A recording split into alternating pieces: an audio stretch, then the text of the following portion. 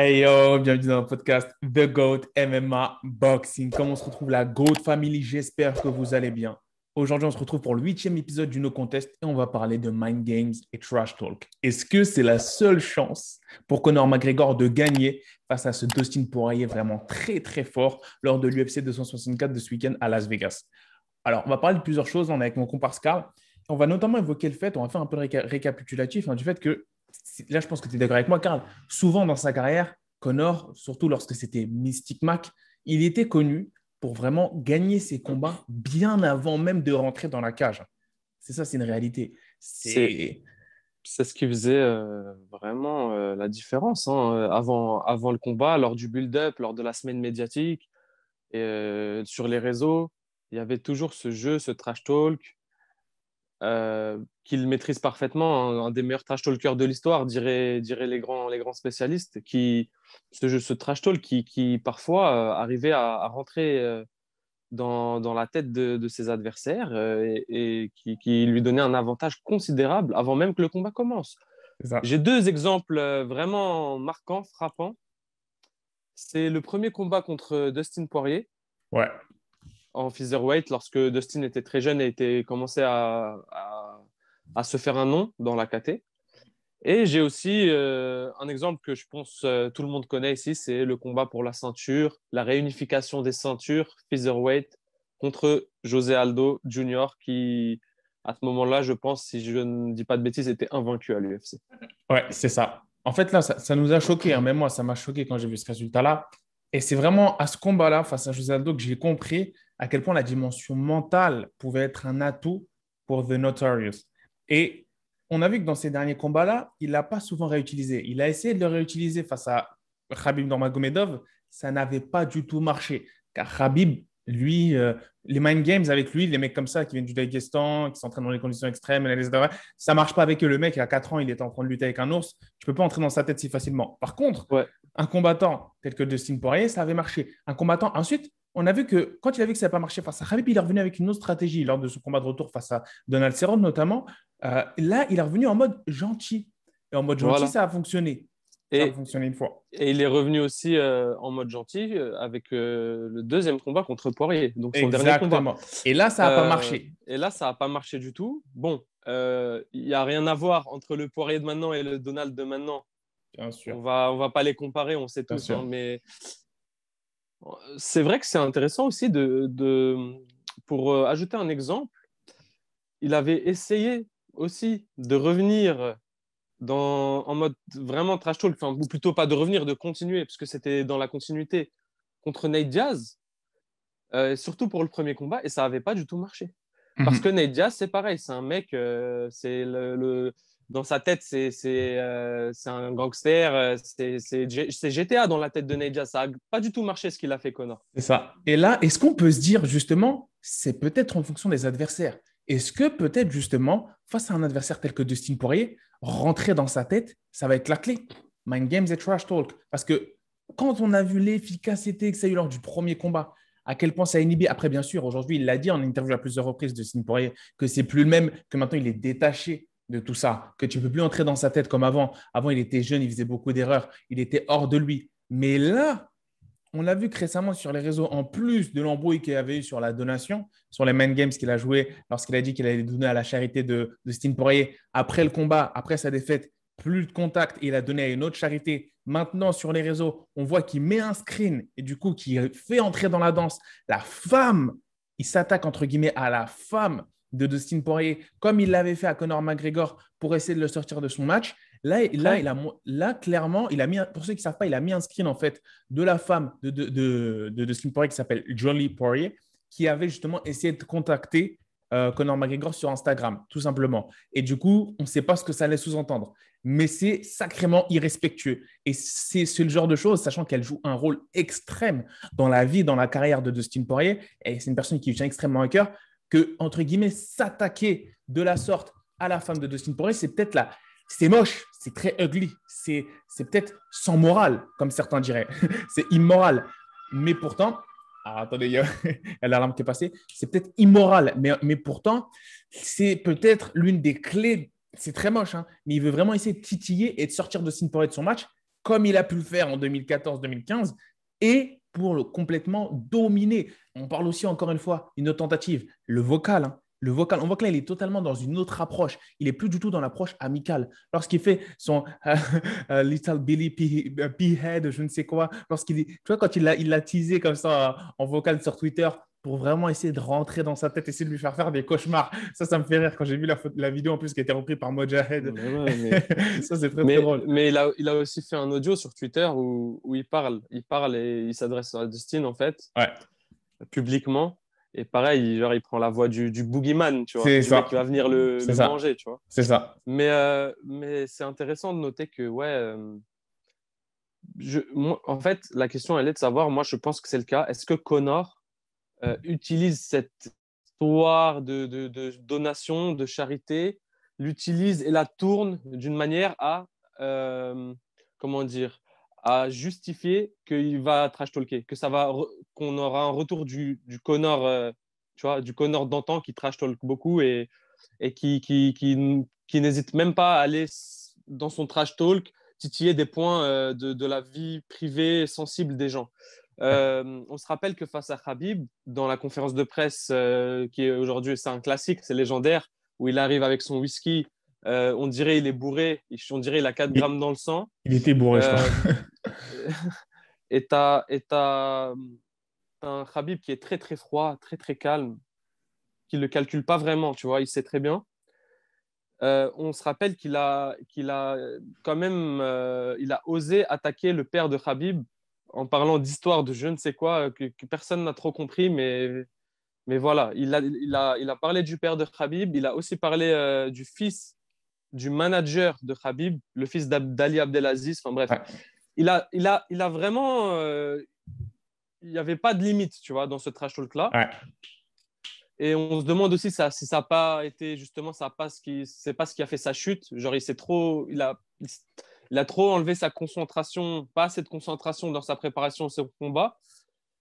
Mais ce qui est sûr, c'est que c'était en tout cas un jeu. On l'a vu dans le combat. Après, il lui disait It's all business. C'est que du business. Il lui disait ça, Connor, quand il se faisait ground and pound, quand il perdait les rounds. Et ça montre qu'en fait, il n'était pas sérieux. Il disait ça parce qu'il n'aime pas Khabib particulièrement. Non, même pas. C'était même pas ça. Et C'était vraiment pourtant, un jeu. C'était son jeu de trash talk. Et qu'on aime ou qu'on n'aime pas, en tout cas, il avait perdu. Je trouve qu'il n'était pas assez moins concentré sur son combat. Il s'est trop concentré sur le trash talk. Et c'était un peu, on va dire, c'était la première fois que ça se retourne contre lui, tu vois, ce trash talk. mhm. Et Mais c'est vrai que dans pourtant, les cas précédents Khabib, ça a ouais, toujours été en sa faveur. Et notamment ouais, face à Aldo. Notamment face à Aldo, on ouais. voyait José Aldo complètement sorti de son mental qu'il a d'habitude, cet assassin froid et calme. Mhm. Il était hors de lui et dès le début du combat, il a essayé d'accélérer, lui a enfin, préparé un coup et il s'est fait contrer. C'est C'est ça. net. En fait, on a l'impression qu'il a besoin d'avoir un équilibre. Pas trop de trash talk pour pas délaisser l'aspect tout simplement combat. Et parfois, peut-être pas uniquement combat et être trop amical parce que sinon, tu n'as pas assez de levier pour mettre la pression sur ton adversaire et justement take over et take advantage de cette pression mentale. Tu vois, il faut qu'il y ait assez un petit équilibre. Et là, on aura la réponse ce soir lors de la conférence de presse. On va voir quel Conor McGregor va faire face à Dustin Poirier. Quel Conor Mm. McGregor, quel demeanor, en gros, quel on va dire état d'esprit il va présenter à la foule et à Dustin Poirier. Est-ce qu'il va s'attaquer? Est-ce qu'il va piquer vraiment Dustin Poirier? Moi, je pense que oui. Moi, je pense qu'on va avoir un Conor McGregor qui va être beaucoup plus incisif et offensif. Sachant que le contexte qu'il y avait par rapport à Khabib était totalement différent. Il y avait un historique beaucoup plus brutal entre les deux, malgré le fait Ouais, qu'il ait dit à la fin, it's just business. Du coup, là, on peut s'attendre à bien sûr que ce soit just business, mais pour le business, je pense qu'il va essayer de rendre ça un peu plus ugly, tu vois. Je pense bien qu'il a sûr. quelque chose sous sa botte qui va essayer de sortir de Dustin Poirier de son match et que ce sera beaucoup moins amical que la dernière fois. Il va faire de la pub pour sa hot sauce, où ils vont se faire des pubs, des passes D comme ça. Non, non, là, clairement, il n'a pas le droit à l'erreur. Il n'a pas le droit d'échouer. Sachant qu'en plus, il présente une shape incroyable. On va voir ce que ça donne au niveau du cardio. Mais il a récemment dit qu'en gros, Dustin Poirier allait sortir sur civière. Hein. Là, c'est un corps qui va sortir sur civière. Et chaque coup que j'envoie à l'entraînement est létale et mortelle. Là, c'est vraiment, en gros, il fait déjà, il laisse sous-entendre qu'il va limite tuer un Dustin Poirier dans la cage, qui va limite faire porter atteinte gravement à son intégrité physique. Et ça aussi, c'est vrai, ça compte, sachant que les deux ont la force de faire ça. Donc là, ça va être intéressant. Et ça fait vraiment partie de ce qu'il sait faire de très bien, son trash talk, rentrer dans la tête des gens. Sachez ici, enfin, si vous ne le saviez pas, je pense que vous le saviez pour la plupart, mais chacun de ces mots est choisi, tout est millimétré, tout est calculé. Lorsqu'il dit un mot, c'est fait exprès, il a pensé à dire ce mot, c'est ce mot qu'il veut dire.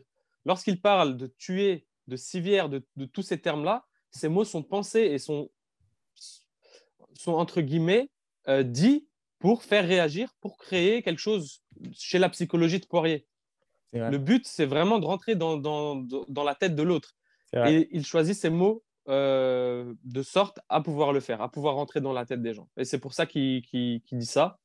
Et il a dit plein de choses, on se rappelle, hein, de trash talk vraiment mémorables. Il y a des compilations de plusieurs dizaines de minutes sur YouTube de tout le trash talk qu'il a fait jusqu'ici. C'est vraiment drôle. Si vous voulez aller voir, vous pouvez, Ouais. mais vous verrez, chaque mot est choisi, tout est calculé.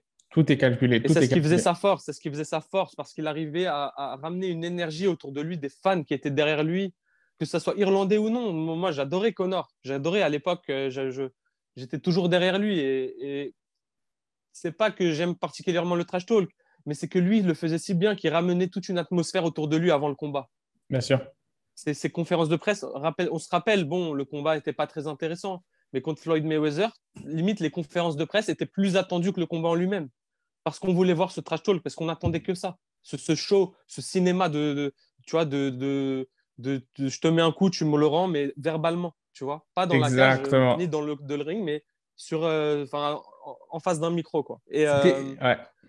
Et ça, il le faisait très bien. Et même, tu vois, quand il a perdu contre Floyd, bah, limite, il a gagné plus de fanbase grâce à ses conférences de presse où il a fait rire les gens, Exactement. où il a fait le show, tu vois. Il a vendu le Exactement. combat.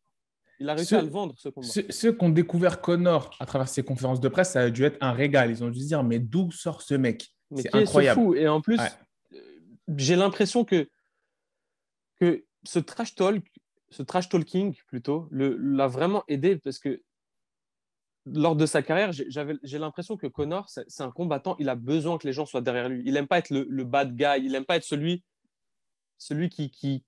tu vois, qui est délaissé par le public. Il n'aime pas que son adversaire ait le public derrière lui. Ouais. Il a souvent eu le public derrière lui et à chaque fois qu'il a eu le public derrière lui, il a gagné. Il a gagné, ça l'a aidé mentalement, il était là, il a gagné. C'est ça. Contre Khabib, c'était très très clivant. Il y avait beaucoup de gens derrière Khabib et qui en avaient marre de son comportement. Et ça C'est s'est ça. senti, tu vois, ça s'est senti. Son trash talk, il est parti un peu loin. On se rappelle que Dana a dit It was the darkest press conference I ever attended ou un truc comme ça. Genre, c'est la conférence de presse la plus dark, la plus noire à laquelle j'ai participé. Et, euh, et ça n'a pas marché cette fois-ci, tu vois. Mais à chaque fois que le trash talk était fun, marrant, et qu'il sentait le public derrière lui qui lui donnait cette énergie, ça a fonctionné pour Exactement. lui. Ça l'a aidé. Exactement. Ça l'a beaucoup Exactement. aidé. Et contre Aldo, c'était ça. Et contre tous les autres aussi de la KT Featherweight, c'était ça. Il avait tout le monde derrière lui. C'était incroyable. Et pareil, pour son retour, même s'il n'a pas vraiment trash talk, les gens étaient derrière lui face à Donald. Et souvent, ça a marché quand c'était dans cette configuration-là où il était, entre guillemets, dans le cœur des gens, où il était le favori dans le cœur des gens. C'est ça. Et ce que tu viens de dire là, justement, être le favori dans le cœur des gens, ça me fait penser à l'une des dernières vidéos de JC de Box Attitude qui disait justement que lui, c'est très important la manière dont les gens le voient, Bien dans sûr, sa bien manière sûr, d'entrer dans la cage. Et bien face sûr. à Khabib, on voyait qu'il y avait tout le monde, entre guillemets, était un peu plus du côté de Khabib. Et ça l'a un peu perturbé. Et là, il essaye, de par sa manière, sa communication, son entraînement, aussi de retrouver un peu, réveiller le old Connor, hein, ce Mystic Mac, vraiment, qui a fait des temps de ravage dans la cage. Et il essaie de ramener, sachant qu'il a toujours une grosse fanbase, hein, mais ramener vraiment l'opinion publique et la ferveur autour de Connor pour que les gens aient vraiment envie qu'il gagne, pour pas qu'il se place derrière Dustin. Et là, je pense que c'est vraiment son moteur, son thrill qui va le motiver. C'est quelque chose qui le booste à performer à son plus haut niveau quand il sait qu'il y a des gens qui sont pour lui. Bien sûr, bien sûr. Clairement, Et, clairement. euh, et bon, pour l'aspect un peu plus, tu vois, tactique et tout, on sait que Conor est vraiment très très fort lors des revanches. Contre Nate Diaz, il perd le combat pareil de façon dramatique. Hein. Il se fait finir au deuxième round. Voilà, il en peut plus dès le deuxième round, il se fait finir. Il revient dans le deuxième combat. Le mec, il est au point sur sa stratégie. Il est au point. Il le domine. Allez, pour les 3 premiers rounds, archi dominé par Conor. Et bon, une petite baisse dans le 4 et le 5, ce qui est logique, mais ce combat, il n'était pas du tout favori. On a bien vu qu'en welterweight, face à Nate Diaz, il n'était pas du tout favori, mais il a quand même upset. C'était un upset. C'était pour la première fois que Conor upset. Ouais. Dans toutes ses autres victoires, c'était pas vu comme un upset. Et là, c'était vu comme un upset. Il revient. Voilà, surprise, surprise. Je vais pas dire le gros mot. The King is back. Et donc, moi, je pense qu'il a besoin de ça. Là, je pense, contre Poirier, il a besoin d'un peu de ce piment, de ce trash talk. Moi, tu vois, je suis pas fan quand ça commence à parler des familles des autres, des femmes, des enfants, des pères, etc. Mais s'il arrive à rester dans un trash talk et rester fun, tu vois, sans partir trop loin, moi, je pense que c'est parfait. Moi, ce serait ça mon avis sur la question.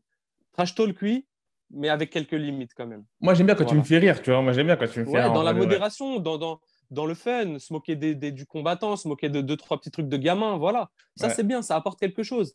Mais commencer à rentrer dans tout ce qui est familial, etc., même si ça peut être efficace, sûrement, j'en sais rien. J'en sais rien, ça dépend des gens en face. Si tu peux rentrer dans leur tête, moi, je trouve ça moche. Sachant que je ne sais même pas c'est qui est le favori pour ce combat, hein, pour le Vegas Odds. Alors, Odds UFC 264, parce que là, clairement, s'il gagne, Conor, j'irai pas jusqu'à dire que on va dire que le léger favori, c'est Dustin Poirier. Moins 115 contre moins 104. Mais si tu veux, c'est très compliqué parce que Conor McGregor, à chaque fois qu'il rentre dans la cage, c'est dur de ne pas le mettre favori parce qu'il y a cette ferveur, en fait. Il a tellement de supporters, tellement de hôtes. Mais s'il gagne, je ne verrais pas ça comme un upset, mais vraiment comme, on va dire, ouais, ce serait une excellente performance parce qu'en fait, il n'est jamais vraiment underdog. En fait, il est tellement massif. Même si moi, en termes sportifs, si tu enlèves tout cet aspect communication, tout cet aspect de fan, pour moi, bien sûr, c'est l'underdog. Là, Dustin Poirier est le gros. Pour moi, personnellement, c'est le gros favori. Après, si Conor gagne, ce n'est pas quelque chose qui va me choquer. Parce que c'est Conor McGregor, en fait. Il a construit un si gros nom que maintenant, il est obligé de revenir à la hauteur de ses exploits. Si tu veux, il a tellement marqué l'histoire. C'est ça aussi qui lui fait défaut. Il a tellement marqué l'histoire très fort, de manière si croissante ces dernières années à l'UFC, que pour rechoquer le mental des gens, en fait, il nous a tellement choqué avec ses Mystic Mac où il prédisait ses combats premier round, deuxième round, ses KO, tout ça, il les prédisait, il le faisait. Ça nous a tellement choqué à l'époque que là, il a dit qu'il allait littéralement mettre sur civière Dustin Poirier. S'il le fait, littéralement, ça va nous choquer, mais ça va pas c'est comme si on était habitué à ce qu'il fasse ce genre de dinguerie, tu vois. Et c'est là où ça lui fait défaut. C'est qu'en fait, il a tellement mis la barre tellement haute ces dernières années qu'il peut prendre à son avantage le fait qu'il ait eu un coup de mou sur les 2 dernières années pour justement revenir. Mais si tu veux, dans notre inconscient, nous, ça ne va pas nous choquer parce qu'on sait que c'est Mystic Mac. Et c'est ça, en fait, le danger. C'est ça le danger, c'est qu'il va devoir retourner, il va devoir se dépasser et être plus fort que le Mystic Mac d'avant. Et c'est ça, en fait, le challenge. Est-ce qu'il va réussir à faire ça? Est-ce qu'il va réussir à se surpasser à ce point-là? C'est ça la question. C'est la question et je pense qu'il va avoir besoin d'un peu de trash talk pour. Je ne dis pas qu'il va gagner. Il est même, je pense, loin du compte et je pense qu'il est, comme tu dis, que Dustin est archi favori, mais je pense, moi, comme je t'ai dit, j'avais donné mon pronostic dans la vidéo d'avant sur le main event. Moi, je pense qu'il va tenter quelque chose dans les 2 premiers rounds. Maintenant, moi, je pense qu'il a besoin à nouveau d'avoir cette énergie du public, tu vois, sentir qu'il va à la guerre avec son peuple. Je pense qu'il en a besoin de ça. Je pense que ça le transcende. Bien sûr. En fait, il faut qu'il repasse. Tu te souviens les moments où il faisait ses fight camp contre les Mendes et tout, les gens de son clan, ses teammates, ils disaient, là, quand tu arrives assez dur du combat, il devient fou. Il parle tout seul, il est matrixé. Il faut qu'il se remette en transe, en fait. Il communiquait avec ses ancêtres celtes là ou je ne sais quoi. Je te jure, il parlait tout seul. Ouais. Il parlait tout seul. Et les mecs, ils avaient peur après en sparring. À un moment, Uriah Faber, on le sait tous, c'est un bon gars. C'est un gars, il est chill. Il a de problème avec personne. il est venu en mode ah mon gars, ils ont fait le teuf ensemble, chacun était coach. Ah mon Ouais. gars, il voulait genre pour rigoler, lui serrer la main, lui dire deux trois mots gentils. On a vu Connor, il s'est mis en mode, il l'a plaqué comme si on était contre la cage où ils étaient en clinch. Ria, il a pas compris. Il a pas compris. Il était il se passe quoi, tu vois? Je te jure. Le pauvre, il a pas compris. Mais en fait, c'est ça, ça le rendait fou. Ouais. Il voulait juste, il était pour lui là, il était dans l'antiquité. Ça allait être un combat à mort en fait. Il était Ouais, dans ce en délire-là. fait, faut qu'il se retrouve on va dire cette transe-là, en fait, ce Voilà. Connor-là. Dans le même délire, on est en plein tour médiatique pour Ouais. Conor Aldo et ils sont au Brésil. C'est la conférence de presse au Brésil parce qu'ils en ont fait, je crois, aux États-Unis, Ah ouais, c'était un truc de fou. une en Irlande, une C'était au un truc de Brésil. fou. C'était un truc Il de est au fou. Brésil, il est là et le public, on connaît au Brésil, il était archi hostile contre lui. Ouais. Et il a dit si on était dans un autre temps, je serais venu sur des chevaux et Et des chars, tu sais, les chars à chevaux là. Ouais, Et je vous aurais j'aurais tous. et j'aurais et j'aurais j'aurais mis à terre tout le monde. Je serais venu prendre les favelas, il a dit, avec des chevaux et des chars, et j'aurais décapité n'importe qui veut pas se soumettre à moi. Il a parlé comme ça, normal, devant un public ultra hostile chez donc la maison de l'adversaire. C'est Mais le littéralement ce mec, Connor-là. il était dans un autre monde, Non, il tu était dans vois. un autre monde. Et Il était vraiment. il voulait trop il avait trop la dalle en fait, Connor, avant. C'est ça. C'était incroyable. Il C'est était ça. matrixé. Il l'a dit, il est devenu fou comme Vincent Van Gogh. Enfin, il y a plein de quotes, de phrases qu'il a dit maintenant culte. Mais le mec, ce qui est sûr, c'est que ça lui donnait vraiment de la force. Toute cette énergie, qu'elle soit positive ou négative, elle lui donnait de la force pour son combat. C'est ça. Son pire Et là, ennemi. Ouais. depuis son dernier combat, il est là, ah, c'est le mec gentil, ça y est, Ah lui, il a réussi ouais. sa vie, il Ah n'en a plus ouais. besoin. Nan, nan. Tu Ah vois, en fait, c'est ouais. un tout. C'est pas juste le fait qu'il n'ait pas trash talk, mais c'est un tout, en fait. En fait, ça montre le fait qu'il ait plus besoin de trash talk, ça montre où lui il se sent aujourd'hui C'est l'état et sa d'esprit. motivation où elle en est, tu vois. Ouais. Malheureusement, Motivation, état voilà, d'esprit. Son pire ennemi, c'est voilà, sa luxure. C'est la luxure, c'est ça son pire ennemi. bien C'est sûr. ça Mais qui a éteint l'ancien Connor. tout grand sportif, Ouais. c'est le pire ennemi de toute personne qui veut rester au haut niveau. Y arriver, c'est faisable. Le plus dur, c'est d'y rester longtemps au haut niveau. C'est pour ça que tout combattant ou n'importe qui suit un peu a un énorme respect pour Khabib. Il prône le respect. Bien sûr. Rester si haut niveau si longtemps, malgré la richesse, la fame, la célébrité, enfin, c'est incroyable. Il a su rester proche de valeurs très terre à terre et très simple. C'est un gars très simple, Khabib. Et ça l'a aidé, tout ça l'a aidé, sa spiritualité surtout, l'a aidé à rester loin, à pas tu vois, se laisser emporter par ce piège. Mhm, mhm. Voilà. Et c'est pour ça que la God Family m'a dit en commentaire, il pense pas du tout, contrairement à ce que j'avais dit, que Khabib va revenir en fait. Il a même pas besoin de ça. Ça lui dit rien. Il est au-dessus en fait de tout ça. Il est à Bien un sûr. autre niveau. Il pense Bien même sûr. plus ça. Si on compare les deux. Et moi, Ouais. j'allais parler de Floyd Mayweather qui reste justement à un top niveau pendant toutes ces années, pendant 21 ans, et qui est à 51-0, malgré toute la luxure. Mais lui, encore une fois, si, c'est un cas sur 5 000, sur 5 millions. C'est-à-dire que le mec, le mec Ouais. vient de. Ouais. C'est-à-dire, mais c'est ça, en fait, excuse de te couper, c'est Non, vas-y. exactement ça avec Floyd. C'est que t'avais les vlogs Showtime avant le combat qui Ouais. montraient jet privé, ceci, cela, sac, Mhm. marque de luxe, voiture de luxe. Mais le mec, chaque soir, à 3 heures du matin, Non. il est là, il fait des kilomètres, le mec.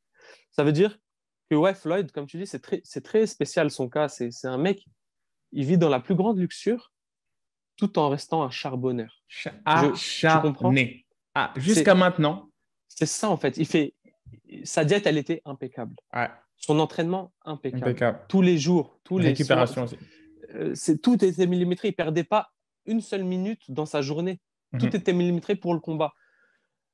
Connor a eu du mal, au contraire, Connor a eu beaucoup de mal. A eu beaucoup de mal à comprendre ça, à faire ça. À En gérer fait, ça, ouais. la différence, c'est qu'en très peu de combats, hein, comparé à Floyd, est venu trop haut d'un coup, Connor.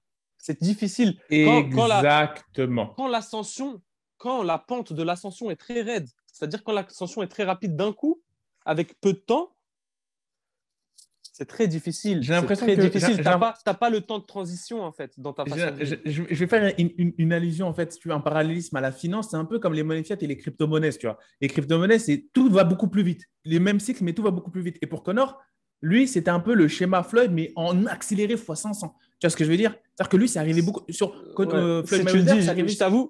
je t'avoue, tu m'as perdu, mais ok. J'espère qu'ils vont comprendre les gens. Moi, tu m'as perdu. Non, par exemple, tu vois, en gros, les cycles financiers, quand ça se Ouais, passe ouais. en fait, si tu veux, en bourse, et bah, tu vois, en crypto, quand tu investis dans la crypto, ça monte, ça descend, il y a les effets de levier qui vont beaucoup plus vite que Ouais. dans les monnaies C'est un classiques. Tu vois marché ce que... beaucoup plus volatile pour Ou ceux beaucoup plus qui volatile. s'intéressent un peu à la Voilà, c'est finance. ça. Et ce qui s'est passé avec Connor, c'est que d'un coup, il a eu, bam, Floyd il a eu une Mayweather, ascension d'un coup. Floyd Mayweather, il a construit sa fame sur 21 ans. Tu comprends? Il a eu le temps de sentir le truc venir, Bien sûr, d'avoir, on va dire, de s'adapter à ce mode de vie-là. bien sûr. Conor McGregor, lui, certes, ça s'est fait en 4 ans, 4-5 ans. Il l'a visualisé toute sa vie, mais quand c'est arrivé de manière si brutale, Tu peux, est-ce qu'il a pu le tu, gérer aussi tu peux être, facilement que Floyd Mayweather? tu peux être n'importe qui. Tu peux pas gérer ça d'un coup comme ça. Ça prend du temps. C'est un temps d'adaptation. Et, c'est exactement pour ça que je pense il a eu ce mou durant la période après son combat contre Floyd. Là, il a atteint d'autres sommets. C'était le premier vraiment combattant MMA enfin multimillionnaire, enfin de loin, tu vois, avec des centaines de millions. De toute façon, c'est la première méga star internationale de MMA, Claire, Conor. C'est le clairement. premier, c'est le précurseur. On va s'en Et rendre en compte quand il fait, va partir. voilà. Et en fait, non, il a eu du mal, quoi. On a vu hein, un peu trop de luxe, un peu trop de relâchement, beaucoup de temps sans combattre, sans être vraiment dans un grind, tu vois, où ça Fait, s'entraîne dur, où ça se cogne dur. fait. Un peu de relâchement, c'est normal. J'espère que maintenant il a stabilisé et que il va arrêter tu vois, en fait, il faut qu'il fasse un choix. Ou ça y est, il revient à fond dans le MMA. Et maintenant, sa vie tourne autour de ça sans trop aller à droite à gauche. Ouais, j'ai la tête au whisky, j'ai la tête Il a à une trop de marque de business. vêtements. Il Il est trop riche. Ou Trop wealthy. il se concentre sur le MMA et il redevient fou Ouais. pour le Mais MMA. Il redevient acharné et fou pour le MMA. obsédé Où par je le MMA. pense, ouais, où je pense que c'est fini. Il y a trop de concurrence. Dans la catégorie welterweight et lightweight, il ne pourra pas dans le top 10. Ils sont trop forts. Les mecs, ils ont trop la dalle, ils sont trop acharnés. Et si lui, il n'est pas acharné autant qu'eux, voire plus qu'eux, c'est mort. C'est mort, même si c'est Connor, il a une très belle anglaise, on l'a vu, il a une meilleure anglaise que Poirier, et regarde le résultat du combat. C'est ça. C'est pas avoir une meilleure anglaise. Regarde Poirier, c'est un animal, Poirier. C'est ça. Poirier, chaque combat, c'est une guerre, c'est un animal. Le coach de Poirier, il a dit, toi, tu peux avoir un nez cassé, tu peux avoir des éraflures, tu peux avoir un œil enflé, tu vas peut-être hésiter à avancer. Dustin, lui, ça va rien lui faire. Ça va rien lui faire. Et pour rebondir sur ce que tu as dit, sur le fait qu'il ait trop de distractions, trop de business, trop d'argent, regarde, là, ça se voit très bien, encore une fois, avec les Hamdid. Là, on en est à je ne sais pas quel épisode, il est toujours apparu dans zéro Hamdid. Il vient d'arriver à Las Vegas que maintenant. C'est pour te dire. C'est pour te dire que le mec, même, il sent même plus l'obligation d'apparaître d'un point de vue médiatique dans les émissions promotionnelles de l'UFC parce qu'il sait que juste quand il y a son nom, ça va faire le million. Parce que nous, on Ouais. s'attend à ce qu'il soit dedans. Tu vois ce que je veux dire? Dans le même délire, on se rappelle de fois où il est en retard en conférence de presse et il arrive et il en a rien à faire. Et Dana, il peut rien lui dire, malheureusement. Et tu vas rien dire et tu vas rien faire. Voilà. Et là, c'est pareil. Il arrive quand il veut, comme il veut. Il a son média à lui, il s'en fiche des médias de l'UFC. Claire, bien sûr. C'est comme Ce ça. média, Maintenant, malgré ça, j'espère que sa mentalité est différente pour ce combat. J'espère que c'est un guerrier, que c'est la guerre. J'espère que pour lui, c'est la guerre. Là, en face de lui, c'est pas un mec, on va se rendre riche nous deux avec ce qu'on. Non, j'espère que c'est la guerre qui veut que c'est lui ou moi. faut qu'il J'espère oublie que c'est comme ça l'argent. qu'il voit les Faut choses. qu'il oublie l'argent, là. Faut qu'ils oublient C'est l'argent. ça. Et c'est ça qui peut porter défaut, même si je l'ai donné gagnant dans notre dernière vidéo pronostic, c'est ça qui peut porter défaut à Dustin. C'est que Dustin, il peut se dire, il a dit, il a pris ce combat pour questionner sa détermination à combattre. His will to fight. Avec tout cet argent. Tu vois ce que je veux dire? Il se remet dans cette situation-là pour voir s'il a toujours cette grinta, comme disent les Italiens, tu vois. Et là, avec tout l'argent qu'il va toucher, parce que, dis-toi, ils seront rincés, ceux déjà qui sont en main card et dans l'événement de Conor McGregor. Imagine, tu es en main event face à Conor McGregor, tout l'argent avec les points pay-per-view que tu vas te faire. Tu vois ce que je veux dire? Il a pris ce money fight. Il ne faut pas oublier qu'il a pris ce money fight-là alors qu'il avait le titre aussi à disposition de Dustin Poirier. Et là aussi, on peut se demander quelles sont les vraies raisons pour lesquelles Dustin prend ce combat-là. Tu vois? Est-ce que si ça va dans les derniers retranchements, Il est vraiment là pour ça. La réponse est simple, il l'a dit à Joe Rogan, c'est l'argent. Voilà. C'est l'argent. C'est pas le fait qu'il y ait 1-1 contre Connor, et non, c'est l'argent. Non, C'est c'est parce un qu'il point. va se refaire pareil, voire plus d'argent. Comme c'est la trilogie, on sait que c'est quand il y a un partout et qu'on veut départager, bah, la trilogie, c'est le combat. Ça sera le combat le plus attendu. C'est logique, c'est toujours comme ça. C'est On comme la verra. trilogie On verra. Deontay Wilder, Tyson Fury. C'est le Ouais. combat le plus attendu vu que c'est la trilogie pour entre guillemets les départager parce que le premier combat c'était un draw, c'était différent. Mais là, en tout cas, c'est une trilogie, il y a un partout et on va voir. Et on va voir. Voilà. Moi, je sais qu'il y aura. Moi, je pense pas. Il y a ceux qui ont dit oui, si Connor gagne, ça va être truqué. Moi, personnellement, j'y crois pas. Pourquoi? Parce que là, on a quand même une société. Dana, il vient d'entrer en bourse. Il est public maintenant. Il y a des investisseurs tels qu'Endeavor, des grands investisseurs qui sont dessus. Voilà quoi. Je pense que là, on n'est plus dans les trucs. Après ça, vous me direz, les grands escrocs ne se font jamais prendre. C'est vrai. Mais je veux dire, là, je pense pas qu'on est dans ce genre de configuration-là. C'est beaucoup trop gros. C'est beaucoup trop carré, c'est beaucoup trop vérifié financièrement. En général, le type d'événement comme ça, le fisc IRS, comme ils sont là-bas, ils ont un œil sur toutes les transactions, sur tous les trucs. Je ne pense pas qu'il y aura de trucage, de nanani, on n'est plus en Serie A dans les années, je ne sais pas combien. Non, là, clairement, c'est du sérieux. Ça va être détermination contre détermination. Et on espère que Connor nous réserve une surprise. On aura la réponse ce soir lors de la conférence de presse. On verra. Ça va être intéressant. Sur ce, on vous remercie énormément du soutien. Là, on s'approche de l'objectif 5000 abonnés. Dites-nous, vu que là, on a atteint les 3000 abonnés, on a le cap grâce à vous, c'est incroyable tout le travail que vous avez fait, toute la force et tout le soutien que vous nous avez donné. Dites-nous en commentaire si vous voulez qu'on fasse une FAQ, une foire aux questions. Si vous voulez qu'on en fasse une, on en fera une, on répondra à toutes vos questions que vous pouvez nous envoyer, que ce soit sur Instagram et autres. Voilà, sur ce, juste pour marquer le coup un peu. Sur ce, moi, je pense qu'on a fait le tour, Karl.